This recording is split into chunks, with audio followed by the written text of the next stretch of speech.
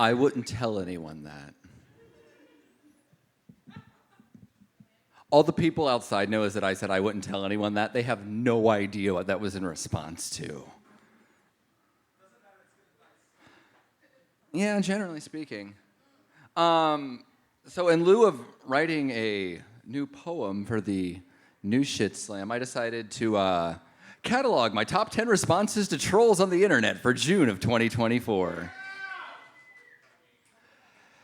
Because a healthy thing to do is to release your anger on people that you don't care if it hurts. And, well, trolls on the internet, they're not real people. They're 3 Russian robots in a trench coat. They would like to conduct one election fraud. As many as it takes, really. No, modern computers can do more than one at a time. They're very efficient. Anyways, this is my top 10 responses to trolls on social media for June 2024. I hope that I make a concerted effort to differentiate my speaking voice from the troll's speaking voice. Why do you celebrate Pride? Are you gay or something? I'm whatever you want me to be, honey. But let's go with or something. Let's keep you guessing, am I Mr. Steal Your Girl or Mr. Suck Your Dick? Maybe both. And let's not forget the outside possibility, I have paraphilia. Which means I want to put a little sugar maple in my bowl. You motherfucker. Just call me daddy. Men shouldn't dress like women in a free society. All right, first off, fucko, we need to work on your definition of free society because right about now you're on some 4 legs good, 2 legs better bullshit. Secondly, maybe instead of sharing memes of Donald Trump literally assuming the role of a false idol next to your "I kneel for the cross and stand for the flag" profile picture, you should learn that pants didn't even exist when your Lord and Savior walked the earth.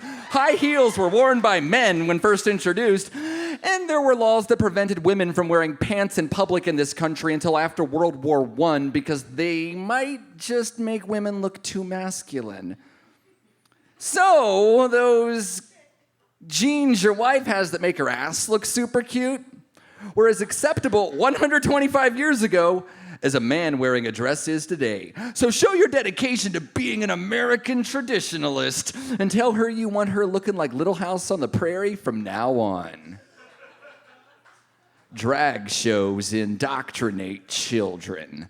We all know you're not mad about indoctrination, Chad. You are a big fan of scheduled bedtimes, the Gregorian calendar, the Pledge of Allegiance, organized religion, the kind of racism you could hide behind suburban picket fences. Your wife doing the cooking, doing the dishes, doing the laundry, doing it missionary.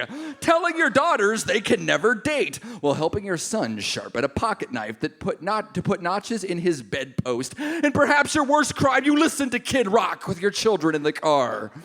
You just wrap indoctrination in the flag and call it tradition. Call it because I said so.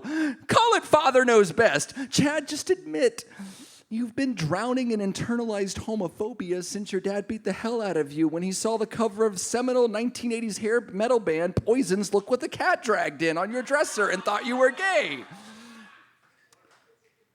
So we're supposed to celebrate Pride and Juneteenth at the same time. Just because you can't achieve orgasm and find the clitoris at the same time does not mean the rest of us can't do 2 things at once.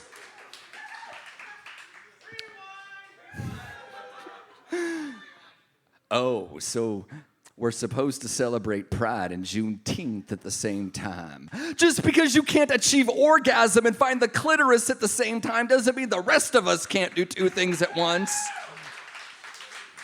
Go back to your mom's basement. I went back to your mom's basement last night. Tell your dad he might want to check for moisture damage because I did not clean up after myself. Black people should celebrate the white people who died for their freedom on Juneteenth. Yeah, and a woman should celebrate her abusive husband for buying the gun she finally shot him with. Nobody cares about Pride or Juneteenth. You know, you can pick between the two in this instance. Sir, make sure you have that comment back at hospice before curfew. Back in my day, people smoked in cars with babies and no seatbelts, and I think the best evidence we have that God doesn't exist is that your neonatal ass didn't get a cigarette burn on your eyeball as you flew through the windshield because your dad rear-ended someone on the way home from the hospital. I'm gonna plan a straight pride parade. Let me help you out. First off, everyone is going to wear clothes so beige that slumlords would object to painting their walls that color. We can give everyone a lifted pickup truck. Then all the guys can go to the bar, try to pick up women, get shot down, and then get into fights with one another in the parking lot after bar close. Finally, all the men will watch Brian's song together and have a healthy masculine cry before beating off alone in the dark until they pass out as their underwear forms a molecular bond with their inner thigh.